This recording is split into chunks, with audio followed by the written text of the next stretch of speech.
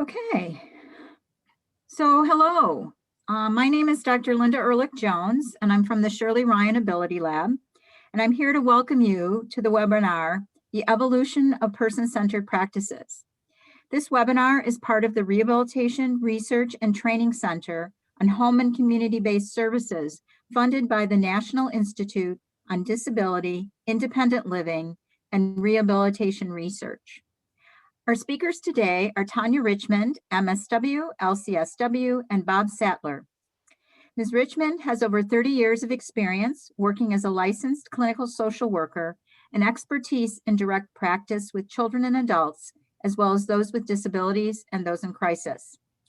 Tanya is a certified person-centered thinking and person-centered plan facilitation trainer and mentor, and is an officer of the board of directors for the International Learning Community for Person-Centered Practices. She is a senior partner with Support Development Associates. Bob Sattler began his career over 30 years ago as a direct support professional. He established a service agency to support people with developmental disabilities and behavioral health challenges.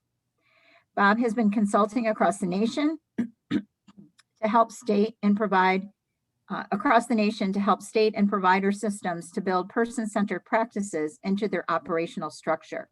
And he's also a senior partner with Support Development Associates. This session is being recorded and it will be posted on our website and available for use shortly. There is closed captioning available at the bottom of the screen under the CC. If you have questions, please feel free to put them in the Q&A box, and they'll be addressed at the end of the presentation during the question and answer segment. You'll receive an email with instructions for completing an evaluation, and we would appreciate your feedback. We have several other events coming up related to home and community-based services, including a podcast on person-centered services that will come out in July. If you'd like to be added to our newsletter and find out about these upcoming events, please indicate that on your evaluation, or you can email Lindsay DuBois at ldubois@sralab.org. I will now turn the microphone over to Bob Sattler. Thank you, Linda, and thank you, everyone. I hope you will find this enjoyable presentation today. Before we start, I would like to apologize for Michael Small, who had an unexpected situation arise, which is preventing him from being here today. But hopefully, Tanya and I will be able to fill his shoes. So, Lindsay, if you could go to the next slide, please. What we hope to accomplish within the next hour is really give you a history of an evolution of person-centered practices in the human service field. And person-centeredness has been around for quite a while, and it's evolved and it's continuing to evolve. So we'll hopefully address some of that as we go through our time today. We also want to think about ways that we can use these person-centered skills in our daily practice and really apply them. One of the things we often find is that person-centeredness isn't necessarily a curriculum or it's a set of tools that really help us transform how we live our lives and how we approach situations. And as we think about this, particularly from a system standpoint, we really want to think about what can we do to help the system move forward and avoid the trap of compliance pressure, and really think about positive pressure for change to move things forward and create some sustainability with person-centered practices. So hopefully that will be helpful. Person-centeredness really has been around for a long time. And in the course of the past 50 years, things have really started to move forward. So I want to give you a kind of a brief timeline of some of the things that have occurred. In the 1960s, as you can see here, Carl Rogers develops patient-centered therapy to really think about how do we support patients. One of the things we have learned over our time in delivering this that I would just like to put out there is when we think about patient-centered care versus person-centered care, we often intertwine the two. But what we often find is that for any of us, we are a patient part of the time. We are a person all of the time. So we really want to think about how this isn't just relegated to medical aspects, but also to all parts of our lives. So starting in the 60s, things started to move forward. Things really started to take off in the 70s, where we started to see an introduction of how we implement patient-centered care.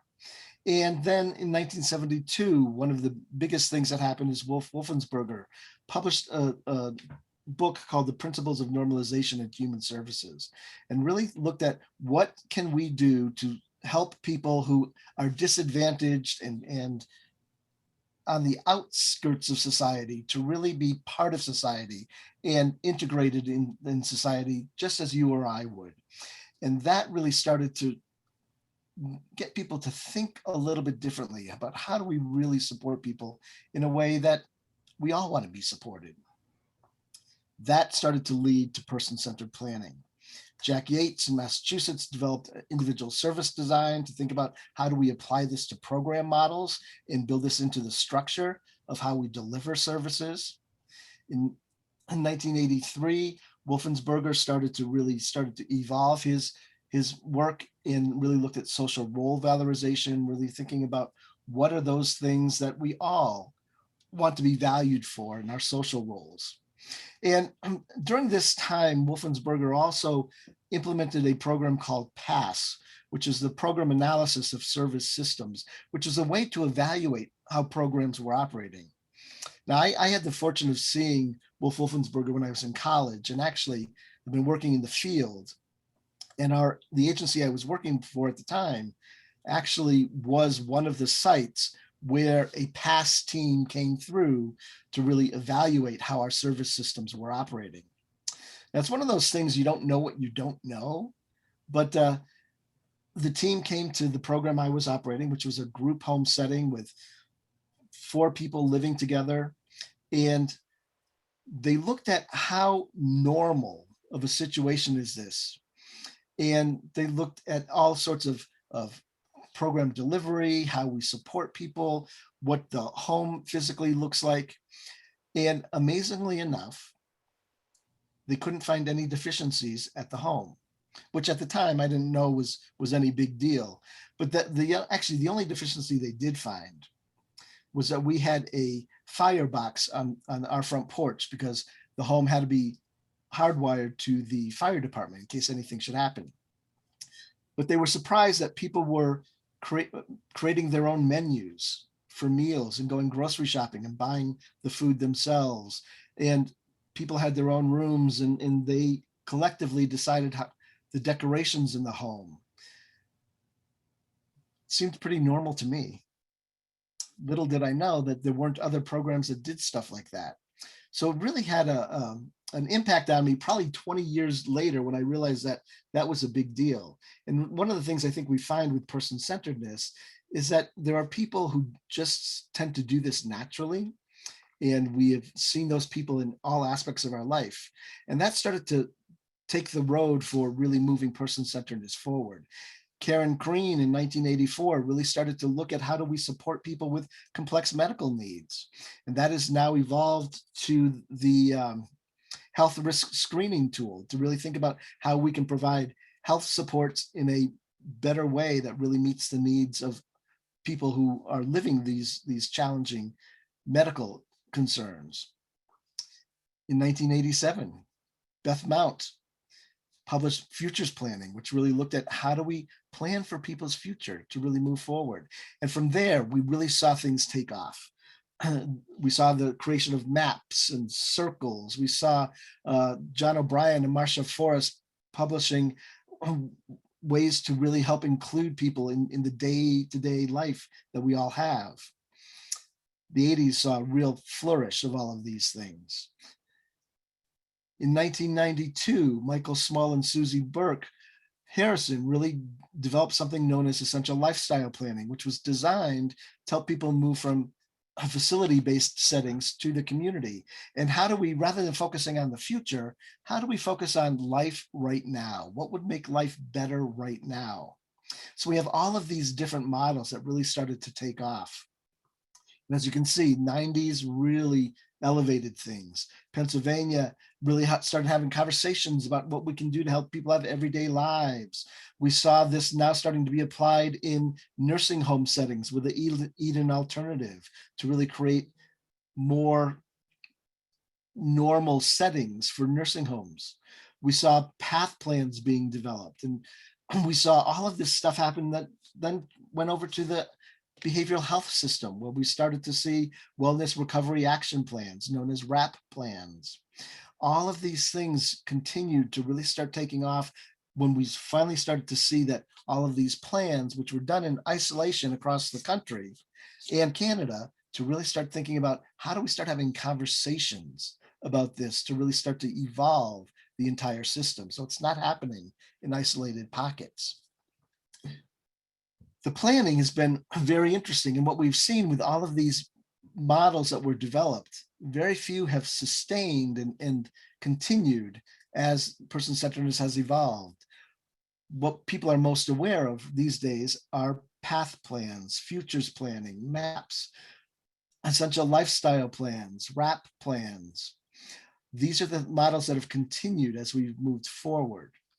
And one of the things that we noticed from a essential lifestyle plan was that we have these plans that could really help people move and have good lives, but people who are implementing the plans didn't really have the mindset to think about how to make this happen for folks. They were still thinking about things from a system standpoint. How do we operationalize things? So in 2001, the folks who developed the essential lifestyle plan really started thinking about person-centered thinking skills, to really think about how do we change the framework from which we are looking at things, and how do we start thinking in a person-centered way as opposed to a system-centered way. And from that, we've seen the evolution of the learning community for person-centered practices, which Tanya is a board member of, to really think about this isn't just happening here in the United States, it's happening globally. So how do we really capture the learning that's going on? We saw, excuse me, the Summer Institute in Toronto happening every year with John O'Brien and friends to really think about how we capture learning there. In 2000s, we started to see the implementation of a new way of looking at things to really include family members. And that was through the University of Missouri in Kansas City, and something known as Charting the Life course, to really think about how do we support the person in context of the family, and really think about what does somebody's life trajectory want to have in it, and what can we do to support people to have the life they want, and what can we do to avoid a life that they don't want. So it's, again, it starts to change our perception of how we look at things. Often we're always looking at where are we going. We never look at what don't we want to do? Where don't we want to go?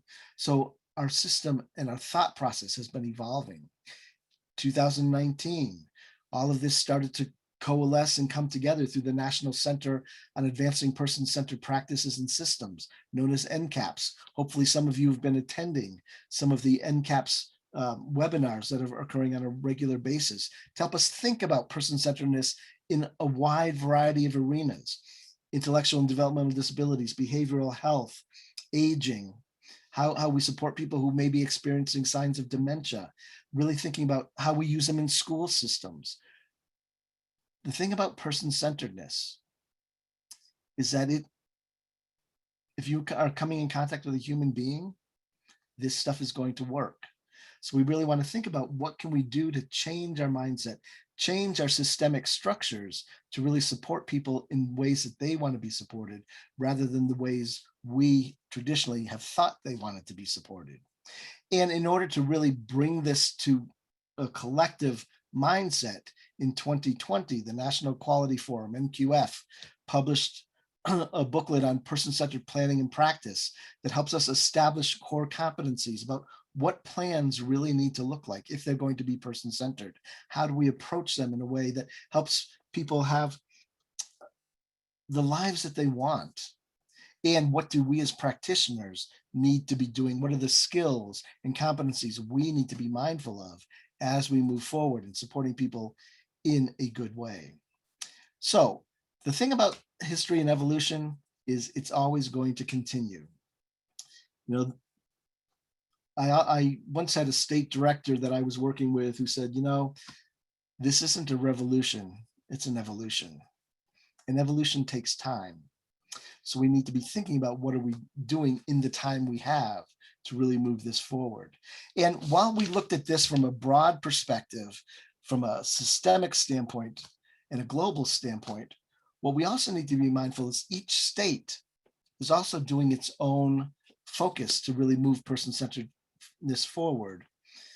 On the screen, you've got an example of what happens in Minnesota, starting in 1988, where there was a booklet about person futures planning. And we start to see some pilots happening.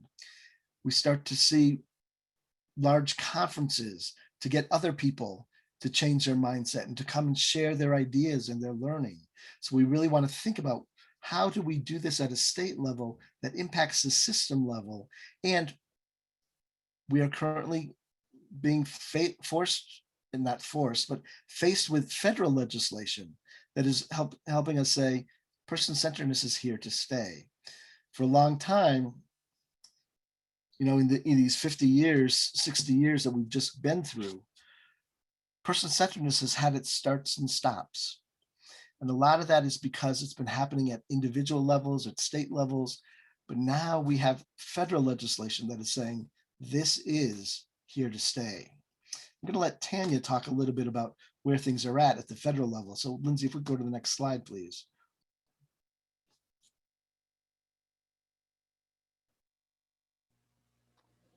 So, you know, when we were beginning to work with states around implementing person-centered practices, kind of in the early days of that, we were having difficulty describing to people sort of where things came from, because they would say, this, you know, this HCBS final rule, where is this coming from and how does the money get here? And it was helpful at the time to think a little bit about it as an evolution, as Bob said. It's something that is the continuation of a civil rights evolution or a civil rights movement in this country that's been going on for some time.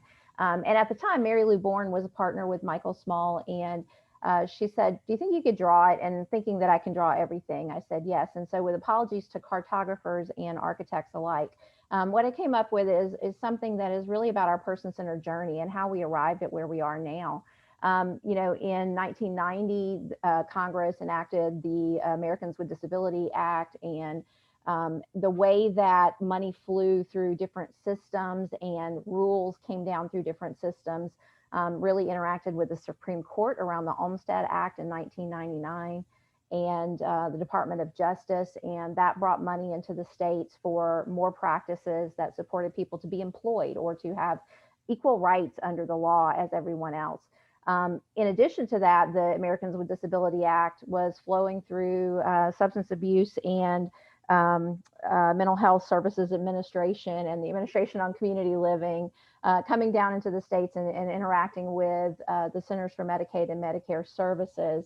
And the Affordable Care Act also had an impact. So in 2010, we saw that have an impact, and HHS developed some guidance, which was in section 2402, somewhere around there, that brought money into the states as well. And all of that arrived at kind of where we are now in terms of the final rule, the HCBS final rule. And I think this is a nice way to think about how things get funded, what the earlier rules were intended to do. So some of the things here on the screen around CMS awarding that Real Choice Systems Change grant said that, you know, person-centered planning was a best practice. And then we saw in 2011 the notice of a proposed rule making home and community-based services regulations on person-centered planning, and the final rule got published in 2014 and said person-centered plans and processes will be used for people who are receiving services and supports through these HCBS funding streams. And in 2014, at the same time, guidance went to the HHS agencies for implementing those principles. And in very plain language, what it did was across the system put up an expectation that person-centered practices were the best way to approach supporting people who are using services and supports to help them have more positive control in their lives.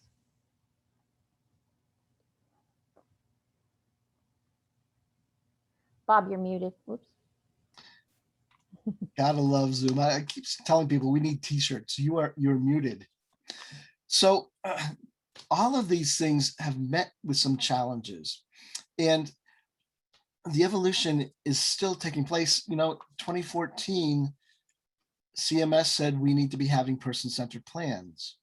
here we are in 2021, and person-centered plans are still a struggle to really think about what does this really look like for the person, because we've really systematized things.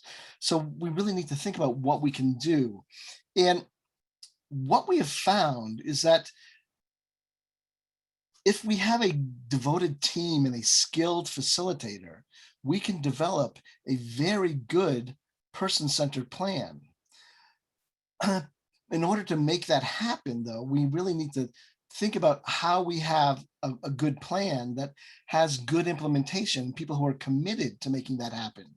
And we need to be looking at how are we monitoring this and identifying the new learning that's going on, and then building upon that to make sure that happens. But the reality is that hasn't happened in many cases. We have good paper, but not good lives. You know, as I said, I had that experience with the passing team coming through my home that I was operating. And I was always running into obstacles when I tried to do something for people, because I was told, oh, we can't do that. The rules don't let us do that. And I finally became mindful of the fact that the rule doesn't say we can't do it. What the rule does is it gives us some guidelines, and we need to figure out how do we make that happen within the intent of the rule that's there. And so I started my own agency to say, you know what, let's show people how this can be done. And in Denver, Colorado, where I am, there were 4 other agencies who also had similar thoughts out of the 100+ agencies in the area. And we would meet on a monthly basis to talk about how are we going to help people have better lives and what can we do to make that happen. And we had some really good person-centered plans. But we ran into obstacles when we had monitors that said, you know, the focus is on health and safety. People being happy, we're not really going to look at. We're going to make sure that the paperwork is there, that there's no crumbs in the toaster, that the homes are clean and the fire extinguishers are up to code and everyone's gone ahead through their training.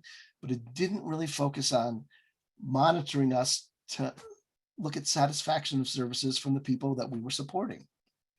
So for 11 years, these 5 agencies met on a monthly basis to think about what can we do to really help move things forward. And it really led to some pilot projects. And so what we've learned is that all of this planning is essential. And that continues to be true with what we need to do. But if we want to really move things forward, we really need to think about, if we could go to the next slide, we really need to think about what can we do to take it up to scale. And states started looking at this because they saw pockets of best practice going on and really thinking about how do we help make this happen. So we looked at offering training. Person-centered thinking training was one of those trainings that really helps people think a little bit differently. And that was offered. And then it's now becoming required that everyone needs to have person-centered training. My personal belief, I think person-centered thinking training is as critical as first aid, CPR, med administration, all of that foundational stuff that helps us do our job well. Person-centered thinking is just like that.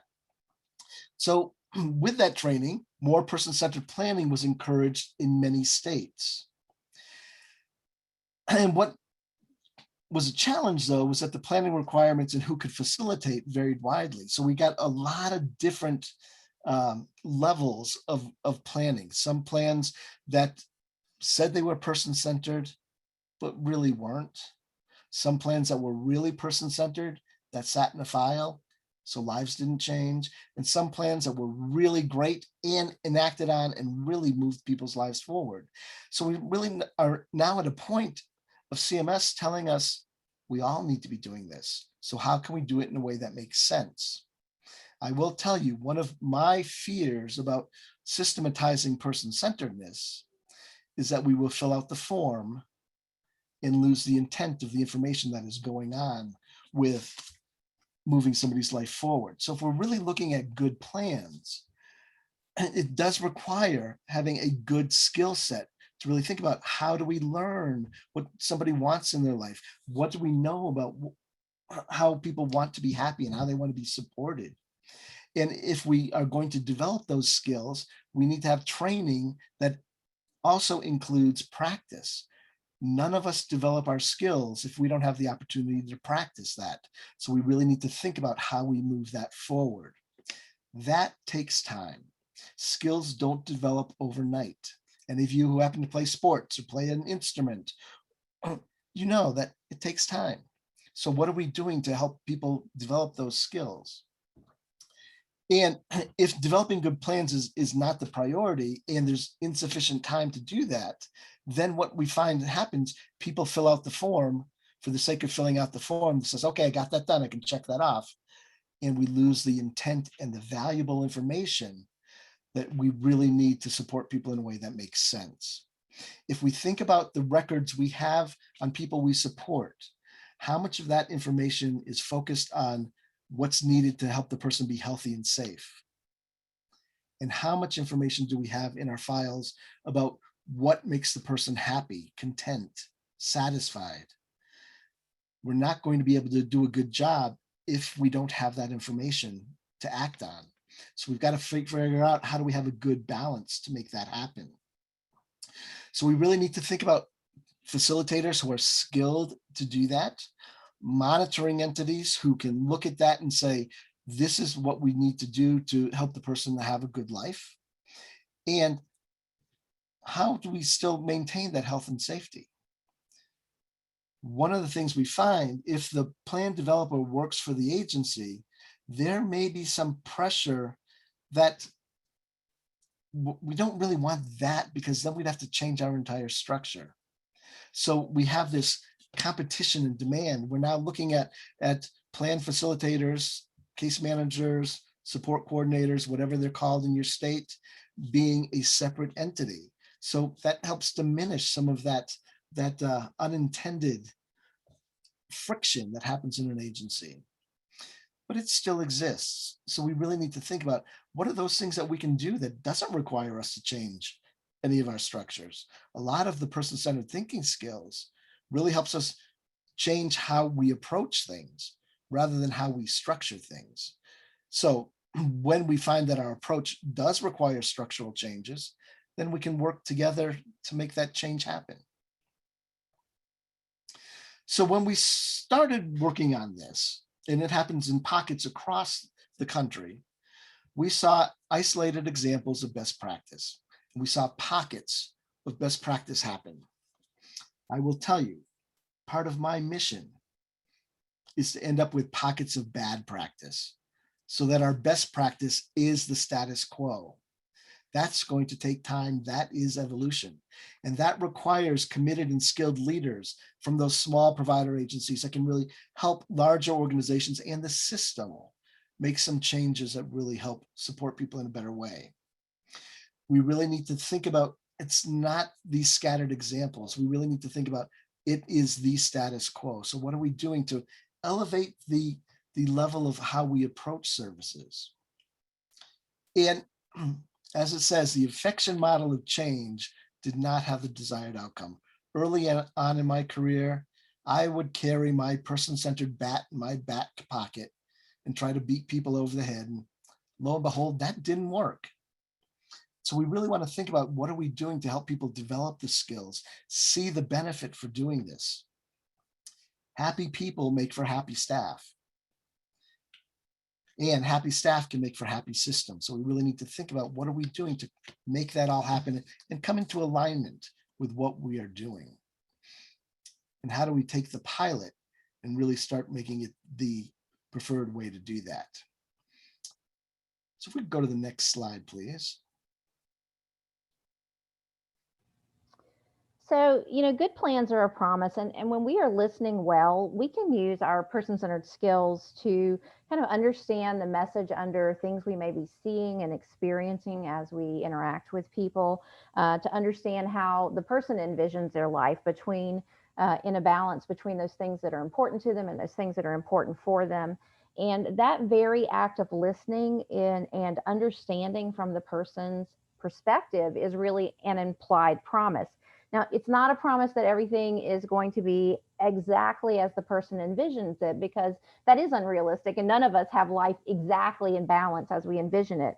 But it is a promise to listen, to keep listening to the person, and really always do those things that can help the person move in the direction of their dreams. And if you think about what people are telling us as we talk with them and we do, good person-centered listening and planning with folks, they're showing us a picture that is, from their perspective, balanced and it's ideal. So here's what it looks like. And then if we compare that to that picture of what life really looks like, the reality of it, there's a gap between those two pictures. So we might think of that gap as discontent or cynical discontent. And our role then is to help move the two pictures so that they are much more similar to one another and really narrow that gap of discontent for every person who may be using services and supports. So if you'll go on to the next slide, there are some implementations, though, to some challenges to implementation of person-centered plans. I think very often we see really good plans written, very perfect looking plans that they tick all the boxes. They really have the elements that we'd like to see, but still the person's life might not really represent what they want for themselves. If the people who are facilitating the plans and developing the plans don't see things implemented from the way they've been described, from the person's perspective, that really messes up the incentive for doing the hard work. Because listening in that way and always thinking from that person-centered perspective requires each of us to put a filter about what's important to and important for in our own thinking. And we're constantly doing that. So in the beginning, that listening takes a lot of practice. It takes a lot of desire to want to hear from the person's perspective. And it takes a lot of effort to think about things differently. So if we don't nurture that and make sure that people are moving towards that life that they desire for themselves, the people who are doing the development and facilitating those plans sort of lose the motivation. It really makes it much more difficult. We sort of squash them. Also, good plans need a surface, may surface a need to change the setting, and the needed setting may not exist. That doesn't mean we can't create it, but that takes time. And I think it takes a level of honesty about what is possible and what is maybe not currently possible, but maybe possible in the future. And the people who implement the plans need the same skills as the people who develop the plan. So we need a shared understanding of what it means to be person-centered.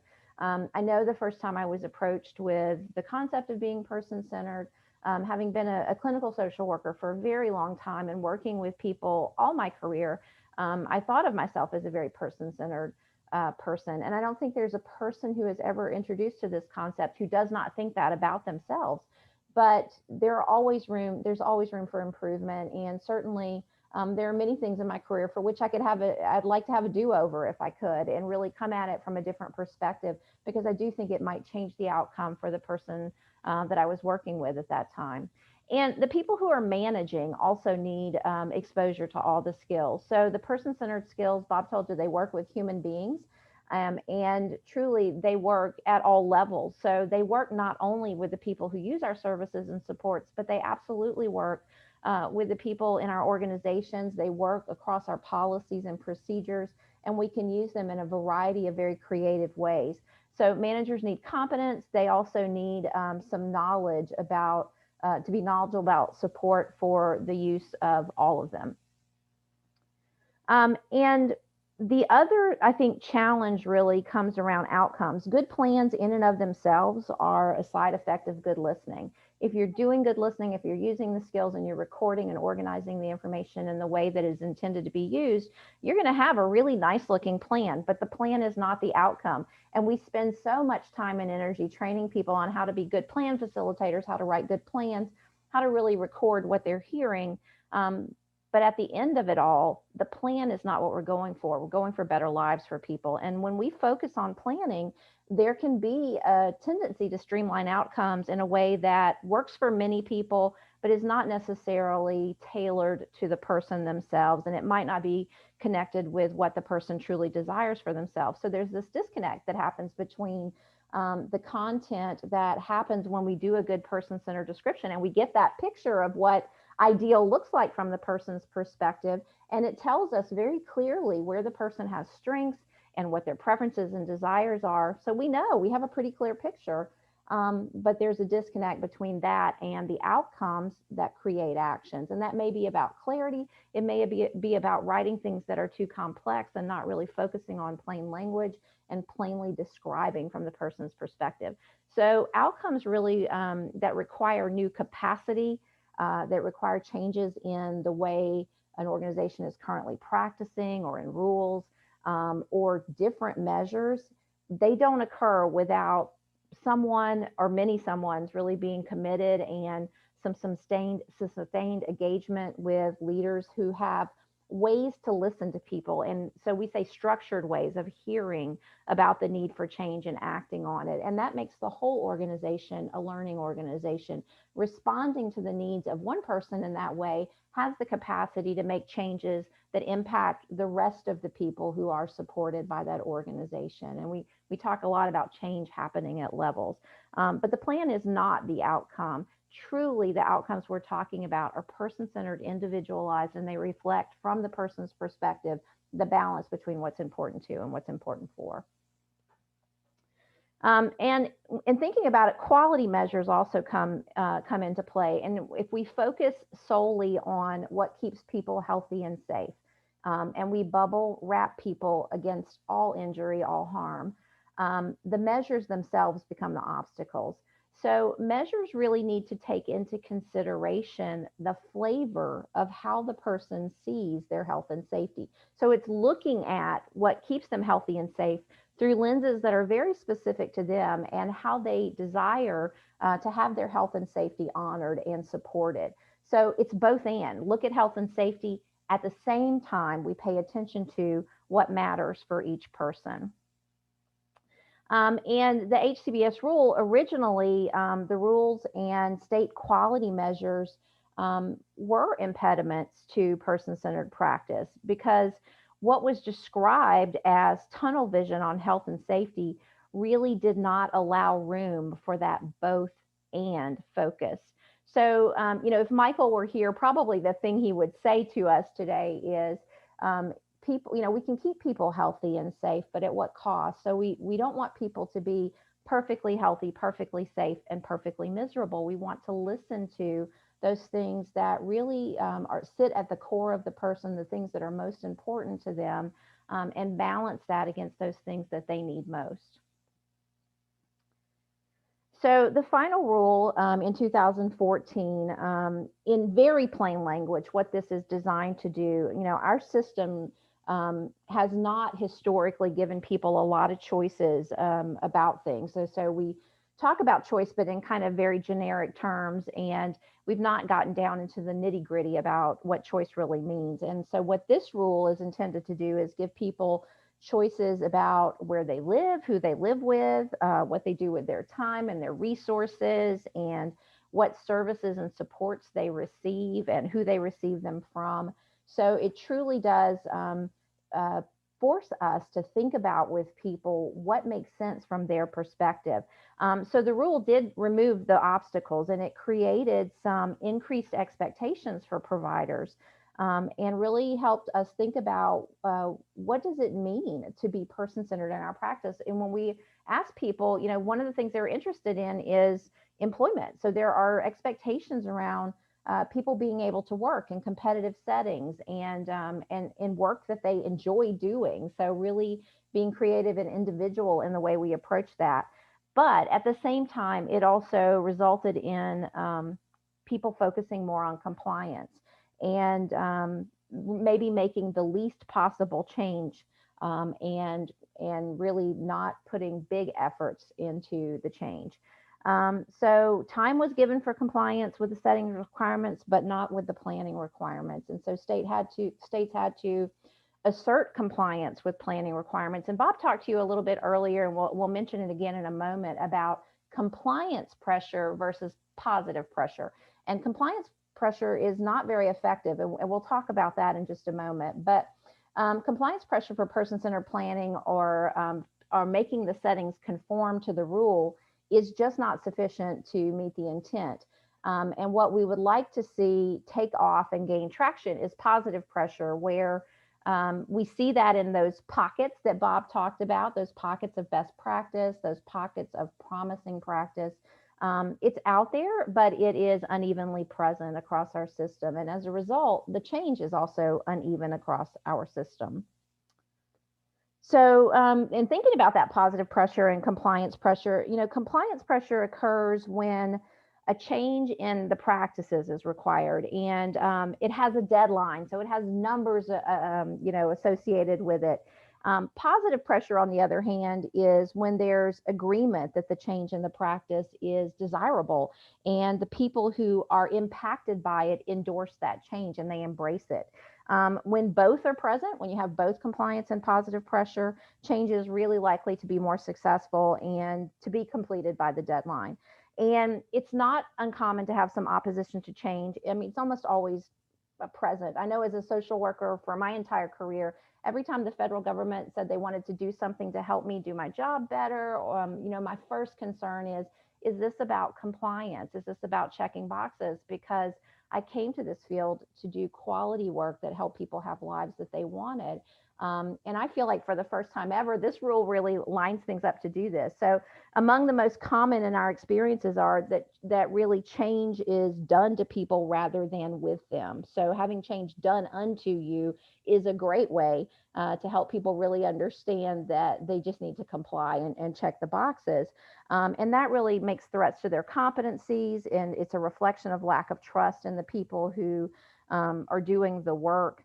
And in supporting transformational change across our system, we really have to add a list of challenges or change assumptions and core values. And positive pressure requires that those whose work is impacted agree to moving to a system that practices a kind of side-by-side power. So we plan with people, we solve problems alongside people. So practices power with rather than power over, telling people what's best for them.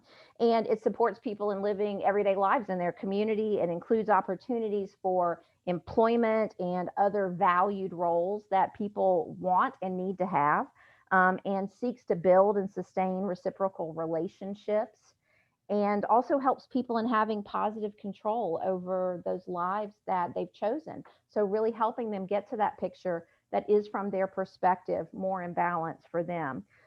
So compliance pressure is insufficient. There's a need to understand why are we replacing the old, and how should we encourage people to buy into the new? In fact, what will it take to get people to buy into the new? And the implications for policy and practice have to be explored, and the learning has to be acted on. Positive pressure can arise from discontent with what exists currently. So we want to nurture people to be discontent with the status quo when it doesn't serve the people who are using the services and supports. And so the present state that is uncomfortable, we want to make sure that we're highlighting and helping people understand how things can be different by buying into that change. And coupled with the perception that the movement towards what could be. So this is a civil rights movement. This really truly is something that motivates people who do this work. And the desired state is that people have equal rights, and that people are able to enjoy lives that they choose for themselves. And that is both possible and it's desirable as well. And when motivation sees opportunity, change happens. And that's another thing that Michael has taught us through his work. So where the need for change is felt, a productive way forward is clear for people, and the outcomes are perceived as worth the effort. And that's what we're looking for, is really encouraging people to feel the positive pressure of this movement. And so how do we make that a reality? How do we get from where we are to really true person-centered practices? NCAPS, the National Center on Advancing Person-Centered Practices and Systems, recently released a paper. This was in 2020, and Janice Tandora and a number of other researchers did a lot of research on this and really laid out for us 5 basic competencies that are needed to facilitate a person-centered plan. And these functions really align well with the skills that are needed by people who are doing the direct work, or often the DSPs. So one of them is to adopt a strengths-based, culturally informed whole person approach, and to cultivate connections both inside the system but also outside the system, to respect the person's rights to choice, and control, and to foster partnership and teamwork and communication and facilitation, and carry out documentation, implementation, and monitoring. And we're finding, as we think about these 5 competencies and we teach people to do plan facilitation from a person-centered perspective, that the alignment is very, very strong. And this is exciting for me because I think it gives leaders a way forward in really encouraging that change inside their organization, and certainly those of us who lead at a level outside of organizations, to be of one accord about the change that is needed. And each planning process is rooted in a mental model or a frame. And if you'll go on to the next slide, Lindsay. Effectiveness and our efficiency really depend on the match between the frame and the desired outcome. And there are many, many models to get there. So there is no one right way.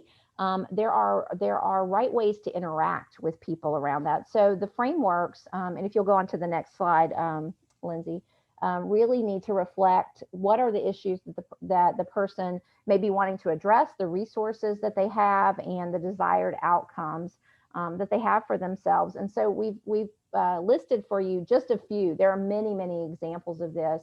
My Life, My Plan, RAP plans, futures plannings, all of these can be person-centered models of planning because they focus on, from a person's perspective, their own desired outcomes. Path, charting the life course, the independent living plan, biographical timelines, maps, and many, many others. There are so many ways to get there. Truly, this is about starting with the right conversation for the situation that the person is in, and thinking first about what is the outcome the person most truly wants to reach before we decide on a model. That always, I think, is a secondary consideration. What we want to be doing is developing in ourselves good listening skills, and a good way for us to act on the things that we're hearing so that we can continue to help the person move towards that life that they see for themselves. But what the approaches have in common is they help people have lives that they've chosen for themselves in their communities. And they make sure that people are supported by a web of relationships. No person is an island. And it gives people a lot of opportunities to think about how they can contribute personally and be recognized for their contributions. So there is a lot of focus on the status that a person would like to have and the role that they would like to play in the world. And we also want to make sure, as we're approaching a model or picking a model that will help us do a good person-centered plan, is that we're describing the outcomes that help the person move towards their desired life. Outcomes can be tricky, I think, for people. And I think it's like historically, we've just made them tricky. I know I taught them at a university level for years.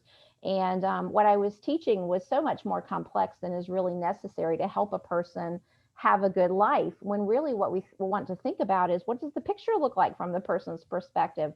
And how can we gather information that helps us understand how to support that person to move more towards that outcome? And that also helps inform the actions that we need to take to help the person reach the outcomes. And then finally, and I'll ask Bob to jump in here as well, I know he presents on this a lot. We like to think a little bit about what it takes, and this always makes me chuckle when I think about it. You know, when there's a complex problem, there's always an answer that's clear, it's simple, and it's wrong. And I think when we think about what leaders need to do to ensure that a system is person-centered and how to encourage that across their system. I apologize. I think the dog walker showed up.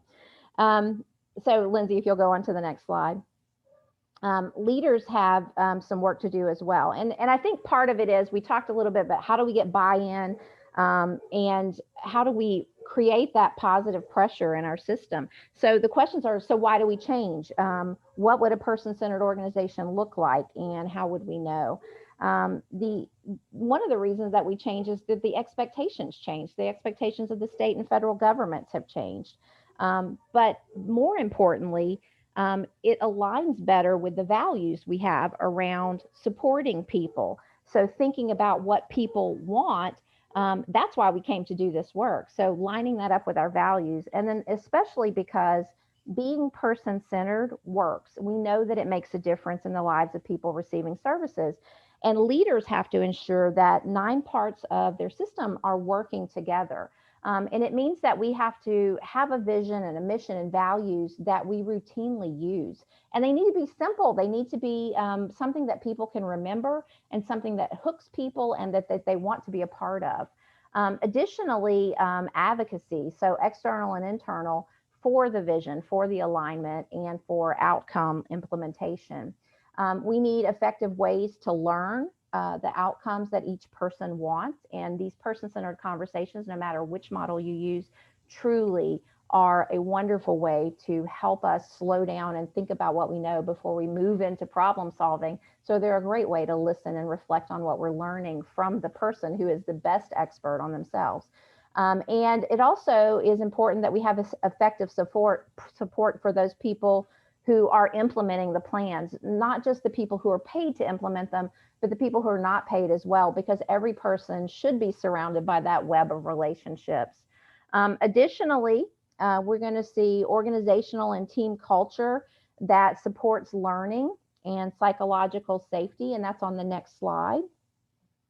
And planning and practices and supports that are trauma informed. We are seeing so much more training and a better understanding of what it means to be trauma informed, and what's the intersection with person-centered practices, and how do we support people to have that foundation that addresses trauma that may be present. At the same time, we're continuing to understand from the person's perspective, what does the balance look like?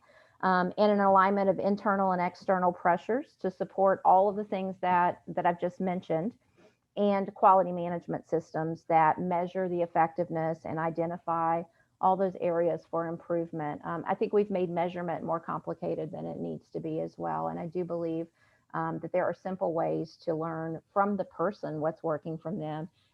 And certainly at the system level, we have a lot of dashboards that can help us understand that as well. But leaders have to understand all of that, and they have to engage in sustained and consistent actions for their implementation. Bob, anything you want to add about that? Well, I think one of the things that is a trap for us is we often just focus on one component out of all of these 9. And then it becomes like a whack-a-mole game that, oh, all of a sudden we've got an issue over here, so we've got to address that, then we've got to address that. Rather than being very mindful right from the start, let's look at all components of the system and how do they fit together as we're moving forward. Change is hard. So, well, not all change is hard. Some is easy. Some may be more difficult. Some may be the most difficult. But as Leo Buscaglia says, change is the end result of all true learning. So we need to think about what can we do to create learning organizations, learning systems. You know, one of the things that I think often happens is our learning has been kind of a gotcha learning. Oh, I see you doing something wrong, so you're going to be held accountable, as opposed to, you know, we are in a business of working with humans. And I don't know if you know this or not, but humans are a hot mess. They don't always fit into the boxes that we create for them. So let's think about the fact that we are going to make mistakes. If these mistakes don't put people in jeopardy, let's learn from those mistakes collectively. So we start to create this partnership where we have accountability and we learn from each other. That's not just an organization, that's the organization, that's the system, that's all the people who are in those systems to really make it work. So we've provided our contact information for you as well. If you'd like to be in touch with me, Michael, or Bob, or just take a look at our organization's website, although we are updating our website, so it may look a little strange at the moment, but there's lots of information there and resources for you. we'd love for you to take a look and see all the stuff that we're up to and how we help spread these practices across the US and really across the world. So don't hesitate, please, to be in touch with us.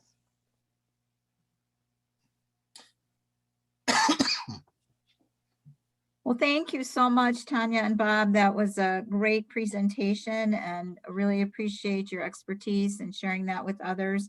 We have time maybe for a couple of questions.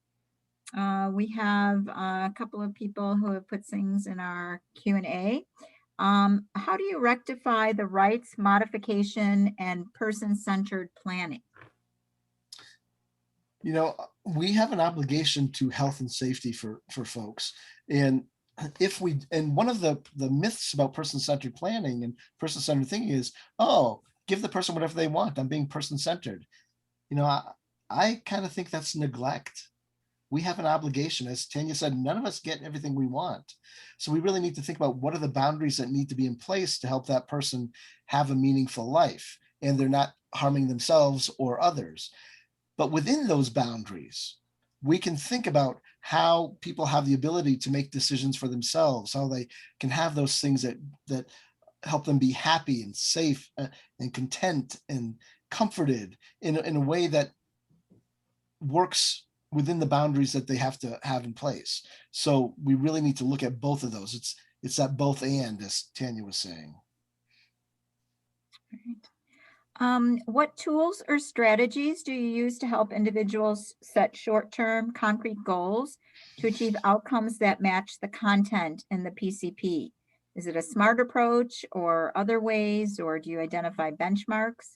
We do think SMART goals are a really nice support for person-centered outcomes. And I think that's always a nice approach because it does break it down very cleanly. But I think it starts with good conversations, and you can do something as simple as talking with a person about their typical days and what makes those days better and worse. You can talk about routines. There are lots of things that you would use in your person-centered skill toolkit that really just help you have conversations with people that help you suss out what is, from their perspective, what does the balance look like, and are they getting the supports that they feel like they need and that they desire to help them get to that picture for themselves. Great. And then Tanya, you mentioned a quote that the person thought was wonderful. It was opportunity and something. It's when change happens. Yes, I think it was opportunity and motivation. And that is something that Michael has been talking about a lot. Michael Small has been talking about lately. So you'll see that coming up in an upcoming blog. And I think it's such a great quote. It truly is the right recipe. Great. Well, it is the top of the hour. And again, Linda, if I could sure. just, I did see one question in chat about related to ICF and person-centeredness. Yes. When we're thinking about ICF models, it is a different funding stream. And that's what we need to think about, whether it's HCBS waivered services or ICF. Those are funding mechanisms, and there may be different regulations to meet those funding requirements. But nowhere in ICF rules and regulations does it say you can't be person-centered. Right. So again, it's thinking about the approach you want to take to meet the funding requirements. Great. Thank you. There's also been a few questions about whether or not we can share the slides. I know we'll be sharing the recording on our website. What are your thoughts on that? I think we've given permission to share the slides, yes. Great, thank you. All right, well, thank you so much. And I hope all of our attendees will have a few moments to answer a few questions on our evaluation. It would be really helpful to us for the future and our future webinars that we'll be having. And thank everybody for joining us today. And thank you so much to Tanya and Bob for their expertise. Thanks for having us. Thank you.